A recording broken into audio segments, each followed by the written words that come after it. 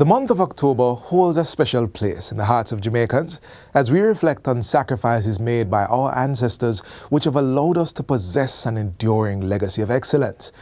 Gifts of posterity, creative, intellectual and distinct achievements from which the world continues to derive great benefit. It's Heritage Month, and this year we celebrate under the theme, Reigniting Greatness Through Our Heritage. Today's Reignition to Greatness starts with a reflection on some of our cultural art forms and symbols. A culturally vibrant and information-packed magazine is ahead to help you claim your place as a true Jamaican. Welcome to one more half-hour talk with Jamaica Magazine. I'm Theodore Henry. Let's get things going.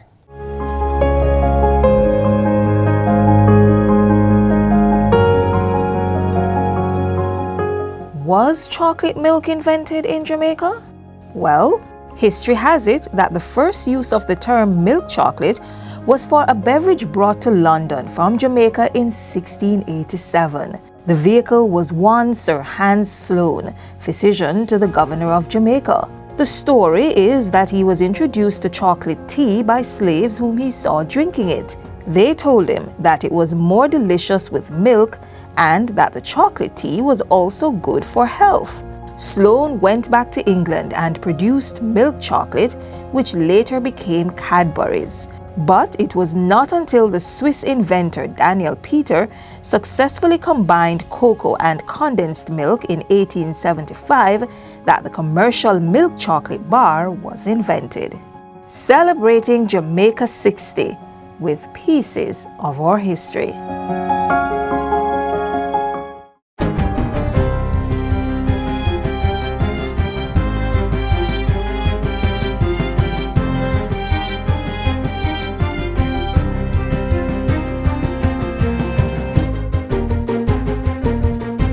Good day, I'm Stephen McHugh, and this is your JIS News for Wednesday, October 5, 2022. The security forces are reaping success under Operation Relentless 2, with 20 illegal guns seized within the first week of its launch on September 23. 106 persons were also arrested for various offenses, including 34 for illegal possession of firearm and/or ammunition and 7 for murder. The update came from Commissioner of Police Major General Anthony Anderson on Tuesday while speaking at the Jamaica Constabulary Force monthly press briefing. Commissioner Anderson said operation activities will continue into next year and new resources will be allocated as they come on stream. I'm again asking for the assistance of the law-abiding public as we carry out these increased activities. As we apply pressure on the spaces in which these criminals operate, you may see strange persons turning up in your communities. Do not allow them to get comfortable in your communities. If you see something, say something. Report it to the police, call our tip line at 811, police 119 emergency, or Crime Stop at 311.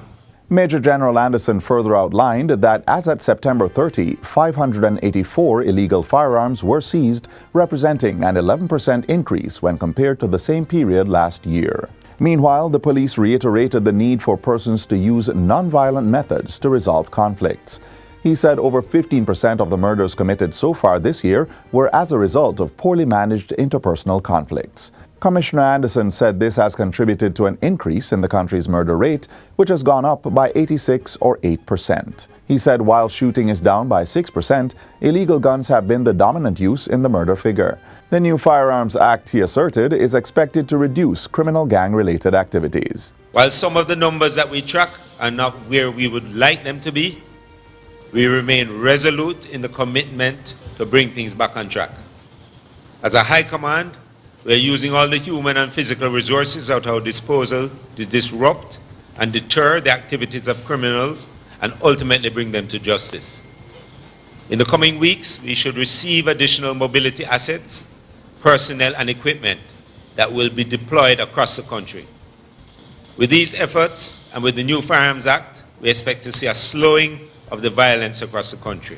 The Ministry of Tourism has announced that United States carrier Frontier Airlines is to introduce 3 new non-stop services to Montego Bay come February 2023. The seasonal flights will operate out of the Chicago Midway International Airport, Denver International Airport, and St. Louis Lambert International Airport to the Sangster International Airport. With the new service, Frontier is expected to serve 8 non-stop destinations from the Sangster Airport. Montego Bay is at a place where it is expanding, and we value our transportation sector, especially when we are talking about the flights and Montego Bay becoming a hub. We really want to reach to that place. And that is why our team has worked so hard to extend its footprints, Jamaica's footprints, of course, right across the world. Passengers are very eager now to travel. Being at home for 2.5 to 3 years because of the pandemic, people are eager, as you can see with the number of passengers here today traveling. With our low fares done right, that's our slogan, we're able to offer the ability for passengers to travel for a low fare, to visit friends and relatives that they may not have seen for 2 to 3 years. The Education Ministry is calling for schools to include parents in the decision-making process on the grooming of students. Portfolio Minister Fable Williams says the Education Act of 1962 and the Regulation of 1980 require the ministry to accommodate parental requests that are well suited. Minister Williams was speaking at the ministry's Let's Talk conversation with parents yesterday on the student dress and grooming policy. The minister believes the conversations will allow for a better understanding of the processes, leading to agreement on topics that are important to parents. We would like those policies, when they're implemented, to be non-discriminatory. They should be applied fairly across the school community. And finally, funding has been approved for renovation work at the Alexandria Market in St. Anne. It is part of an island-wide market rehabilitation exercise that is being carried out by the Ministry of Local Government and Rural Development. Portfolio Minister Desmond McKenzie says markets are the gateway for the distribution of food to the population, and therefore some major projects are slated to be undertaken. This includes the rebuilding of the Highgate Market, which was destroyed by fire earlier this year. We're going to be building a brand new market in Negril, in Westmoreland. Shortly, I'll be breaking ground for the construction of this multi-purpose market in Negril. Extensive work will be undertaken on the Savlamar market. And when we go into Montego Bay, the Charles Garden market is slated to benefit from over $85 million in repairs. And that's it for JIS News Today. I'm Stephen McHugh. Thanks for watching.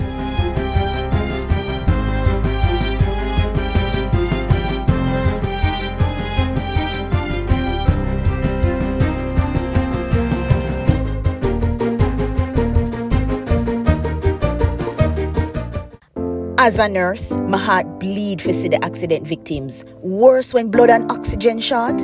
Ease the burden on our hospitals, no man. Please, me I beg you no. Drive safe on the road. The third Monday in October is set aside annually to honor citizens who have left an indelible mark on our island home. One of the recipients of this year's National Honors and Awards ceremony is highlighted in this next feature. The laughs easily become infectious. The lines, quite memorable. The assumed characters easily unfold a range of emotions from audiences. And even at the end, the shows go on in our hearts and homes. All these feelings have easily dominated the range of plays written and directed by the remarkable Jamaican playwright Basil Dawkins. But the scripts also represent a much longer journey, coming together from as far back as the 1980s.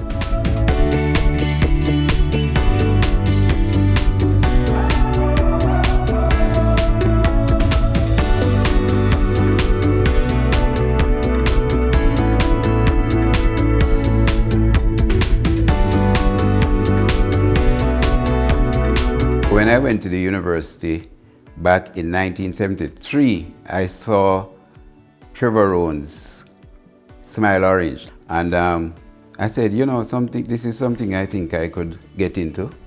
But then I told myself, no, couldn't manage this. Too shy. Once I was just out of curiosity, heard some rehearsals going on at the Creative Arts Center, pushing my head, the director said, come in, we need somebody to play a crowd scene. I eventually got a minor role. I had one sentence to say, and I rehearsed it like Shakespeare. On the night of the performance, full audience, everybody excited. a godlock jog.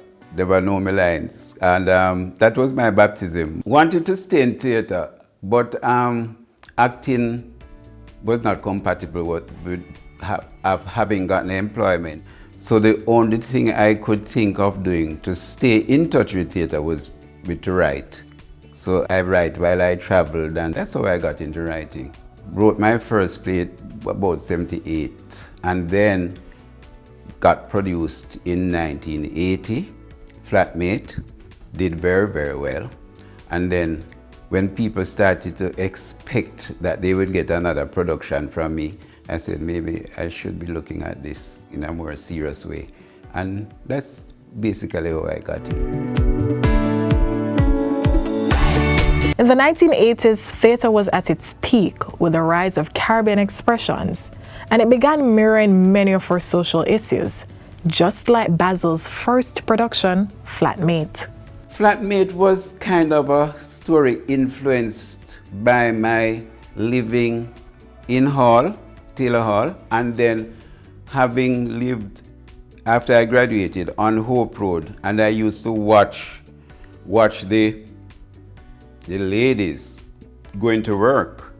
And I had been a young graduate, and I started to ask myself, who they dress so well? And I'm a graduate, getting graduate salary and can hardly make ends meet, you know? So I fashioned a story around that. It stirred conversations about dependency, woman's independence, and that kind of thing, which I hadn't anticipated. Compelled by his newfound love for the craft, Basil was determined to give more ears and eyes to his plays. Thereafter, though, I made it a point of my duty to start studying, learning the pros and cons, the nitty-gritty, the ABCs, right down to the XYZs of playwriting, and improved myself along the way, and relied heavily on like the Trevor Rones and the Louis Marriott, Carmen Tippling, and of those days, and I kind of sponged up everything that I hear them say to do or not to do. Liked it, went on to do a number of productions, was able to mobilize some of the better actors, and was lucky. Was able to work with people like Leonie Forbes, Charles Hyatt, maybe most of the greats, maybe most theatre practitioners have at one time or another done a Basil Dawkins production, because right now I'm about into my 40th or 41st production. No good about blood, she's my picnic. After all when me go through, even if she a jacket, me not stop wear it. The name Basil Dawkins and the Jamaican theatre have grown to become inseparable, with Basil enjoying some satisfying gains. It has been a rewarding road. I don't consider it work because I love it so much. But it has been helpful for me, and I have used it to be as helpful as I can in my own small way to others in Jamaica.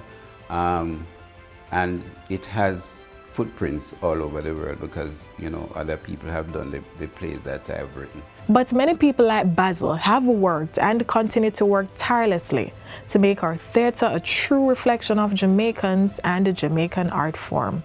With the Trevor Rones and the Louis Marriotts and those, the Lloyd Records and those, they kind of made it accessible to the ordinary person, made him or her feel that they could come to the theatre and participate.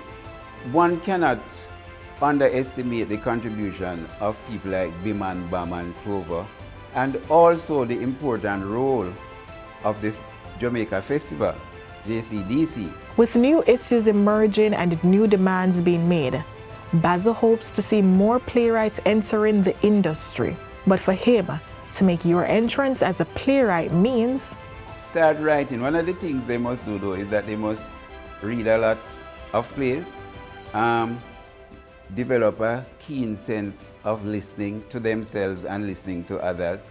They should also go to as many places as possible. Just think about your story. And if you have an impactful story with a beginning, middle, and end, and if it's impactful for you, emotionally connected with you, chances are it would find some resonance with the wider society. Basil Dawkins' illustrious role in theatre has made him one of the industry's honorary mentions. And this year, he's been awarded with the Order of Distinction for his stellar contribution to the arts. I am elated. I feel like I'm collecting it on behalf of so many other deserving people who haven't gotten maybe yet or have not been considered. But I am there because they allowed me their shoulders to walk on. And for that reason, I accept with pride.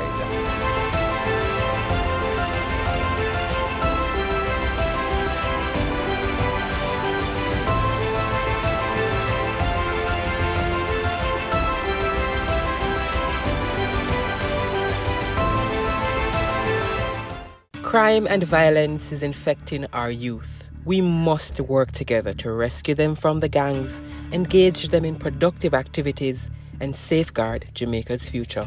The proceeding was brought to you by the Office of the Prime Minister. It's the only ensign in the world that doesn't feature the colors red, white, or blue.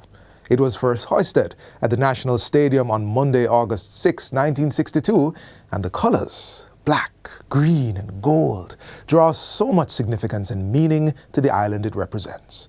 Watch this next feature to hear more about Jamaica's national flag. I've traveled all over the world and I've seen the Jamaican flag in so many different countries, and it gives me a sense of pride. Representing my country and seeing the flag means everything to me. It's an honor playing for the national team. I've migrated for 19 years and have been living in the US, but there is no greater joy knowing how it has the power to connect us and bring us in the diaspora together. For me, the Jamaican flag is a language, and it includes me in the conversations.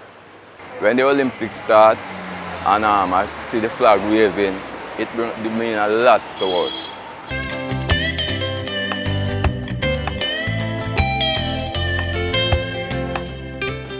Sunday, August 5, 1962, 2 minutes to midnight. The new flag was about to be hoisted over the National Stadium. The lights were replaced by darkness, as if to expunge the horrid memories of the last 300 years. The red, blue, and white Union Jack did its last wave, and then it was lowered, gently tugged down the flagpole by a representative from the Jamaican militia. It had flown its course a long 307 years, and the replacement was the black, green, and gold, our very own Jamaican flag.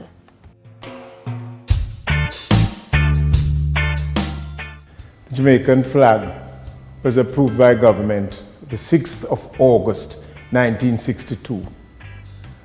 It is important to know that a flag is a symbol which identifies a country. Started on a very sad note. In times of war, people need to identify with a symbol. So where you are standing, you would know that's my side. So the enemy could take away the flag, and then you would be ambushed and then get hurt. But on a joyful and peaceful note, our flag was established in '62 for our symbols. There was a very active competition, and there were many persons who would want to associate with the design, and so an approval was given. Looking at the flag is diagonal in gold, and there are 4 triangles. The top and the bottom green, and the others black. The gold, represents sunshine and happiness. Or people, no matter if we're going through hardship, we're always smiling. And the green is for our hope and agricultural resources. And the black, then in '62, means hardships there are. And that was changed by government in 1997 with a committee presided over by Professor the Honorable Rex Nettleford. So it was changed to mean the creativity of the people. The flag has its protocol. It's never to be put on the ground, and it is placed to the right when you're on the platform. Of course, with athletics international competition, you'll notice people are wrapping the flags all over them. Years ago, that was unheard of because it's a solemn signal. When the national anthem is played or sung, you look in the direction of the flag. We are proud of our flag, and wherever we see it, there are some of us who still bow as respect to our dear country. When I'm overseas and I see the flag, I feel proud because, you know, not every country is at a big tournament. Not everyone will have their flag flying high. Our flag is so special because it unites our people wherever in the world we are. When I look down on the flag, it makes me feel proud as a Jamaican to know that I've been able to serve my country. So yes, the Jamaican flag gives me a voice. We also have deaf athletes going to represent Jamaica in other countries. And when other countries see our flag, you know, they feel proud, and we feel proud as Jamaicans. The Jamaican flag represents pride to me. The other day someone said we should have a Caribbean flag, and we said we already have one, it's the Jamaican flag. Jamaican flags, it represent me, it represent you, it represent every Jamaican. We're no longer subjects of colonialism directed by the orders of the British, but free citizens of our very own country. O green isle of the Indies, Jamaica, strong and free, our vows and loyal promises, O heartland, 'tis to thee.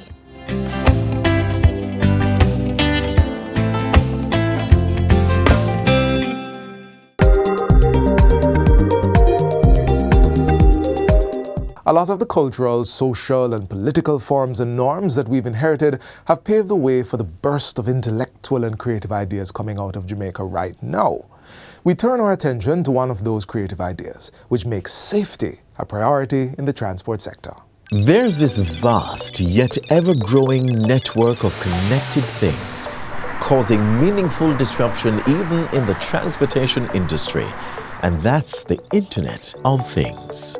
Beyond your ride-sharing services, scheduling and routing company vehicles, or the cashless bus and rail services, life-changing technological advancements are engineering safety features and interactive designs to improve the transportation experience. Life-changing technological innovations, such as the TravelPal app, is one way through which the Transport Authority is revolutionizing the industry of movement.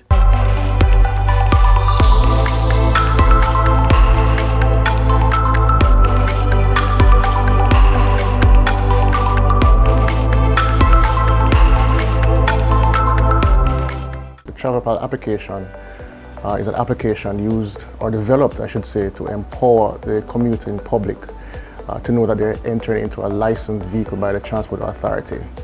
That's it in a nutshell. To know if it's a licensed vehicle of the Transport Authority, and also to make sure that they are safe in the vehicle. The need for the application, TravelPal application, came 5 or 4 years ago when the management team of the Transport Authorities tried somehow, some way to let the commuting public know that they're entering into a public passenger vehicle that is licensed, not just by looking at the red plate alone. Having a red plate on a vehicle doesn't mean that you're licensed. Yes, you have been licensed, but we want to know if you're currently licensed. So we try to find a way to let the commuting public know that they're actually entering into a currently licensed public passenger vehicle. And if not, what they can do with that as well. The features that characterize this app are necessary for our social climate and quite revolutionary. Features of the TravelPal application are 1, the sharing of the application, 2, the verification of the vehicle that you're going in. Once you download the application, all that's needed is the registration of your phone number. Once the registration of your phone number is done, you put in a license plate, verify the license plate information. For example, you will put in the license plate PP1234, and then you can verify the owner information, you can verify the driver information if it's available, you can verify the license information. You can then share that information with loved ones, your mother, father, whoever you want to share that information with after the trip. And you can also, in the event that something happens, you can also push a panic button and share that trip information and location with loved ones as well. Those are the main features. Features that will be coming in the TravelPal application in the coming weeks or months is that we're going to be interfacing with the JCF, Jamaica Constabulary Force 119 Center. So once you push that panic button on the application, it will no longer send information only to your loved ones, but it will also send a signal into the 119 centers of the JCF as well. More features that will be coming are, for example, point system, where if you share the app multiple times, you'll be able to get, whether it be prizes or if you want to have gifts given away, we also have that as well in the application. So there are two main features coming. And as for further developments with our telecommunication providers? The agreement between our telecommunication providers right now is that they are working to make the application free. They are working to have it data free. So for example, once you have a smartphone, you don't have any data or credit on your phone, you still be able to use the application regardless of where in the country you are. So that is work in progress. It is being worked on right now with both Flow and Digicel. And for your peace of mind, the $2.3 billion TravelPal app, which has been attracting hundreds of persons using public passenger vehicles, manages your data with high security standards. The security of the information on the TravelPal application is done twofold. We have a data security advisor through the company that developed the application. The licensed database is stored at the government database center locally in-house, and the storage of your location details is not done at all unless you push that panic button into the 119 center, and then that's where the 119 center will then be able to locate your information. But once you end the trip, that's the end of the storage of the data. The Ministry of Transport and Mining's TravelPal app is creating something for the safety and security of the commuting public. The app is free to download and free to use. Let's start our route to safety today.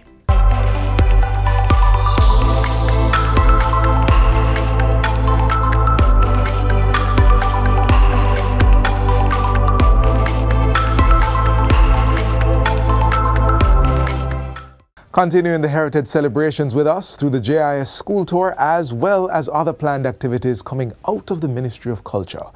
Today's show ends here, but let's keep the engagement high on our website at www.jis.gov.jm.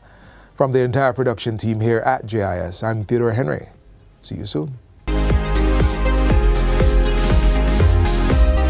This has been a production of the Jamaica Information Service, the voice of Jamaica.